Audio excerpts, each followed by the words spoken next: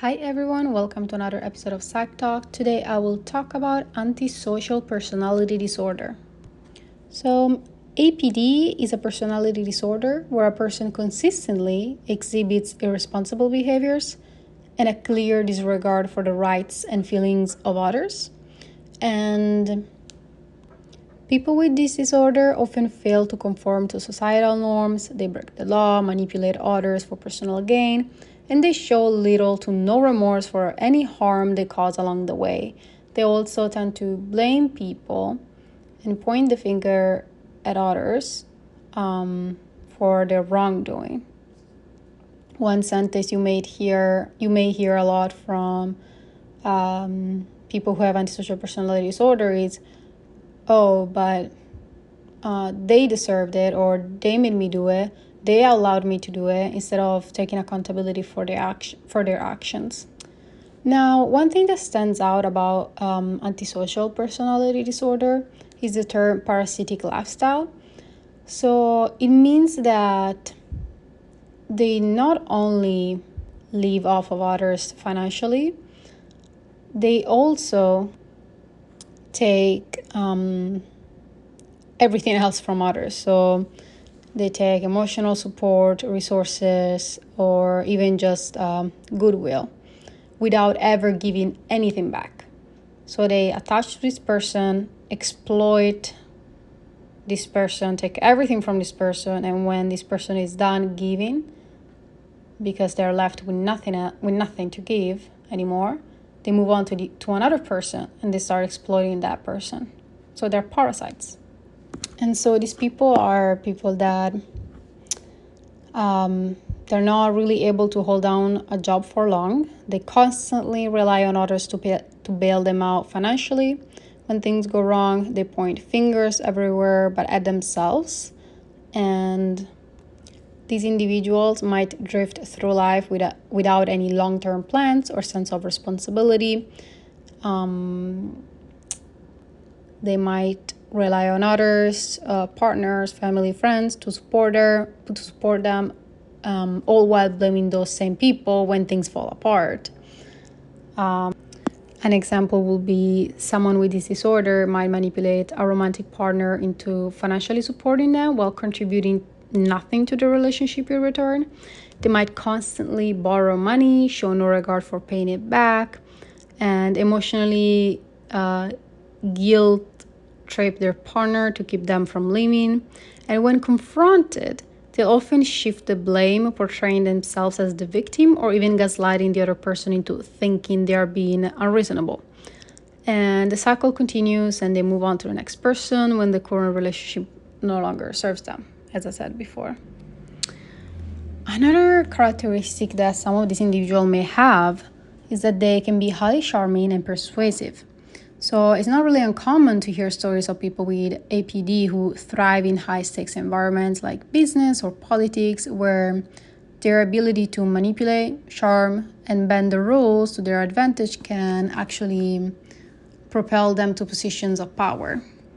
And it's interesting because in these settings, traits like self-interest and ruthless ambition are sometimes rewarded. So it makes it easy for someone with this disorder to succeed without ever addressing their underlying destructive behavior. Another point to consider is that these individuals do not engage in a lot of introspection. They are not likely to feel guilty nor reflect on the hurt they have caused. Instead, they're more focused on what benefits them in the moment, which makes it difficult for them to maintain any kind of long-term stability, whether that's in relationships, jobs, or even their own personal growth. And it's important to point out that not everyone with antisocial personality disorder is a criminal, though some do engage in criminal behavior. In fact, studies show that 5 to 6% of offenders commit over 50% of crimes. Other traits that these people may display is that they're often impulsive, reckless, and indifferent to how their actions impact others. This makes them especially dangerous in close relationships where they can manipulate and exploit those who trust them. So basically, certain symptoms of this disorder, they can begin in childhood or adolescence, and they get worse in early adulthood. And these symptoms may diminish spontaneously in a midlife, which is actually very interesting. And children who have this sort of aggressive behavior, such as hitting, insulting, or threatening others, they are likely to continue to have this type of behavior as they grow older. And if they have this persistent physical fighting, they tend to be diagnosed with oppositional defiant disorder and or conduct disorder. And basically, adolescents and adults that have antisocial personality disorder, they have shown symptoms of conduct disorder since childhood. Also, criminality during adolescence is also a predictor for developing ADP.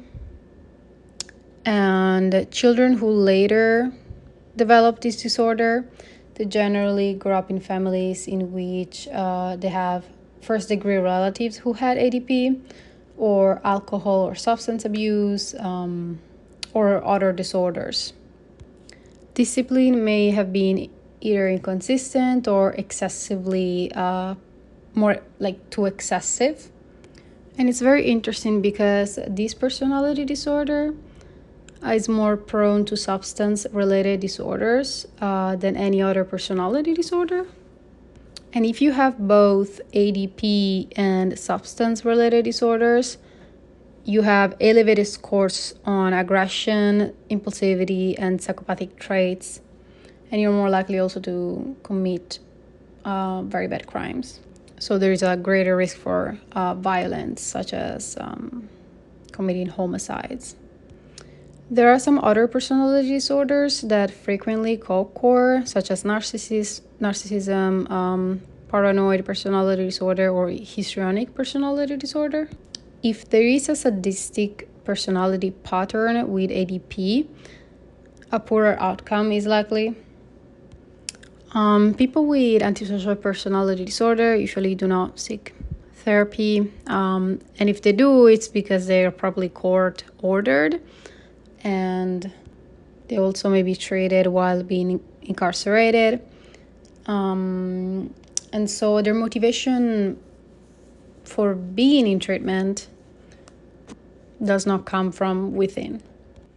So basically, working with this type of clients who display antisocial personality traits can be very difficult, and there has to be a specific approach so that therapists can find a way to make meaningful progress.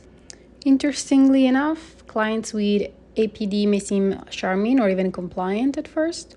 So this can give the therapist a bit of a honeymoon phase, quote unquote. However, as therapy progresses, they may become more oppositional, seeing the therapist as just another authority figure that they have to resist.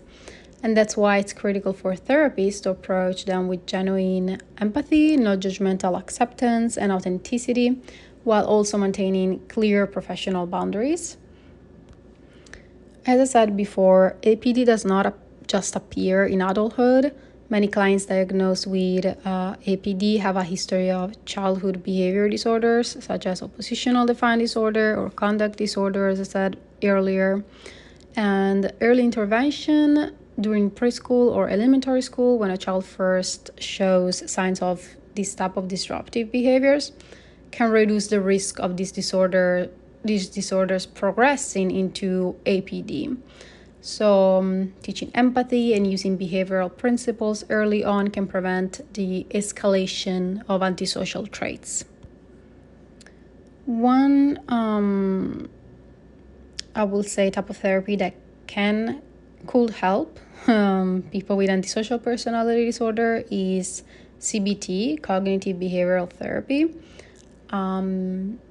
which what we will do is understand the client's emotion, try to develop self-control and adopt prosocial behaviors. We also use schema therapy, which helps clients recognize patterns like mistrust or entitlement, which often drive these antisocial actions. And we can also use MBT, which is mentalization-based therapy, in which we help the client better understand their emotional states and reactions, which can be key in reducing impulsivity and violence. And so while the prognosis for these individuals is very difficult, especially due to their resistance to authority and lack of motivation to change, there can be a little bit of hope. So through early intervention, structure therapeutic approaches, and a focus on accountability, we can make some improvements. But definitely early intervention is key to help these individuals not to develop antisocial personality disorder or progress into this disorder. So this is the end of the episode. As a summary, people with antisocial personality disorder have a very irresponsible behavior. They show disregard for the rights of others. They violate societal norms, and they are deceitful. They use others for pleasure or personal gain. They're very irritable. They are aggressive. They are impulsive and reckless, and they disregard the safety of others, and they are indifferent to the pain of others. They lack remorse, and there is also a tendency to trust only in themselves. Thank you for listening.